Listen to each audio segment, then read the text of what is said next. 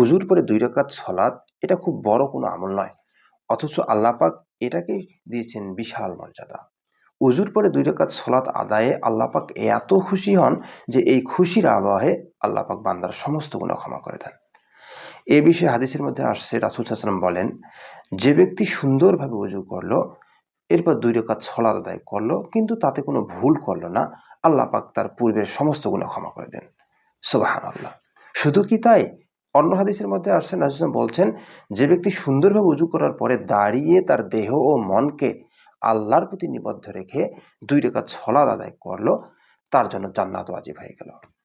যে আমরা বেলাল রাদিয়াল্লাহু তাআলা আনহুর ঘটনাটা জানি, যে রাসূল সাল্লাল্লাহু আলাইহি সাল্লাম যখন মেরাজের রাত্রিতে জান্নাতে প্রবেশ করেন, তখন তিনি জান্নাতের এক পাশে কিসের যেন শব্দ শুনতে পেলেন।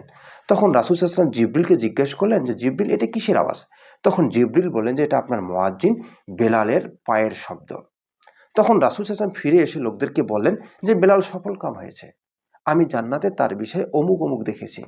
তখন রাসূল সাল্লাল্লাহু আলাইহি সাল্লাম বেলালকে জিজ্ঞেস করলেন, হে বেলাল, তুমি ইসলাম গ্রহণের পরে কি সন্তুষ্টিমূলক আমল করেছো, তার কথা আমাকে বলো, কেননা আমি জান্নাতে আমার সামনে তোমার পায়ের শব্দ শুনতে পেয়েছি। তখন বেলাল রাদিয়াল্লাহু তাআলা আনহু বললেন, ইয়া রাসূলুল্লাহ, আমি ইসলাম গ্রহণের পর আমার সন্তুষ্টিমূলক আমল এই ছিল যে, আমি যখনই পবিত্রতা অর্জন করেছি, যখনই ওযু করেছি, তখন আমি কিছু সালাত আদায় করেছি, যে সালাতটা আমার তাকদীরে লেখা ছিল। দেখেন, বেলাল রাদিয়াল্লাহু তাআলা আনহু ওযু করার পরে 2 রাকাত সালাত নিয়মিত আদায় করার কারণে আল্লাহ পাক তাকে দুনিয়াতেই জান্নাতের সুসংবাদ দান করেছেন। কিন্তু হ্যাঁ, এই দরজা কিন্তু এখনো বন্ধ হয়ে যায়নি।